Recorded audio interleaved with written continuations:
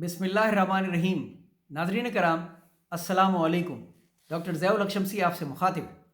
آج کی نشست میں انشاءاللہ سورہ آل عمران کی آیات 92 سے لے کے 95 تک کی تلاوت، سید ابو العلا مودودی کے تفہیم القرآن سے اس کا مکمل ترجمہ، اور پھر اپنی جانب سے انتہائی آسان عمومی مفہوم میں کیا گیا منظوم ترجمہ پیش کروں گا۔ آج سے ہم انشاءاللہ چوتھا سپارہ شروع کر رہے ہیں۔ بسم اللہ الرحمن الرحیم۔ شروع کرتا ہوں اللہ کے نام سے، بڑا مہربان نہایت رحم فرمانے والا ہے۔ لن تنالوا البر حتی تنفقوا مما تحبون۔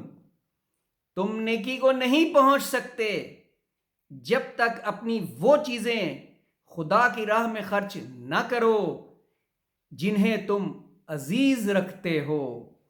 وما تنفقوا من شیء فإن اللہ بہ علیم۔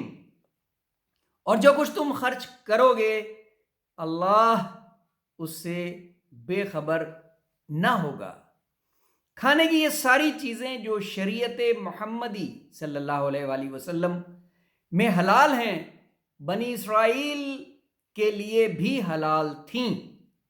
البتہ بعض چیزیں ایسی تھیں جنہیں تورات کے نازل کیے جانے سے پہلے اسرائیل نے خود اپنے اوپر حرام کر لیا تھا۔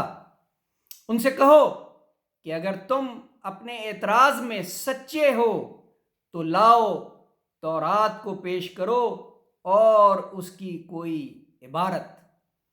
اس کے بعد بھی جو لوگ اپنی جھوٹی خبریں بنائے ہوئے ہیں یا گڑھے ہوئے ہیں اللہ کی طرف سے منسوب کرتے ہیں، وہی در حقیقت ظالم ہیں۔ کہو اللہ نے جو کچھ فرمایا ہے سچ فرمایا ہے۔ قل صدق اللہ، اللہ نے جو فرمایا سچ فرمایا۔ فاتبعوا ملت ابراہیم حنیفا وما کان من المشرکین۔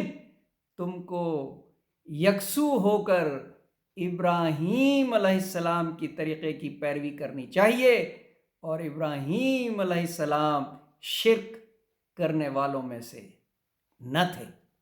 صدق اللہ العظیم۔ سبحان اللہ، سبحان اللہ۔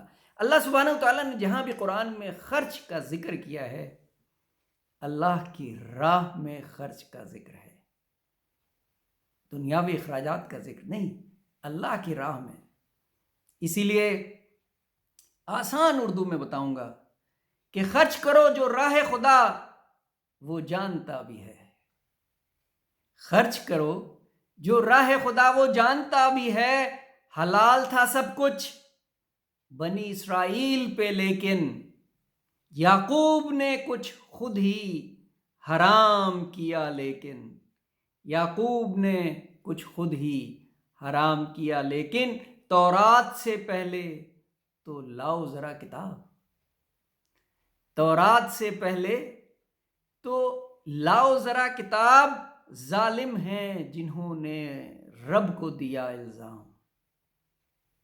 تہمت لگاتے تھے۔ جو یہودی راہب تھے اس زمانے میں، وہ ہر چیز جو محسوس کرتے تھے کہ وہ انہیں سوٹ کرتی ہے، اس کا الزام وہ اللہ سبحانہ وتعالیٰ پہ لگا دیتے تھے کہ یہ اللہ کی طرف سے نازل ہوئی ہے، جبکہ رب تو سچا ہے۔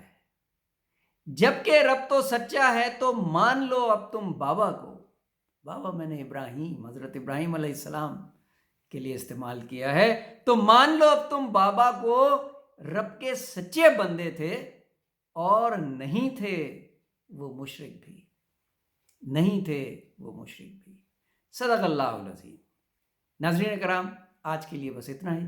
انشاءاللہ آئندہ نشست میں ملاقات ہوگی۔ اپنا بہت خیال رکھیے گا۔ اللہ حافظ۔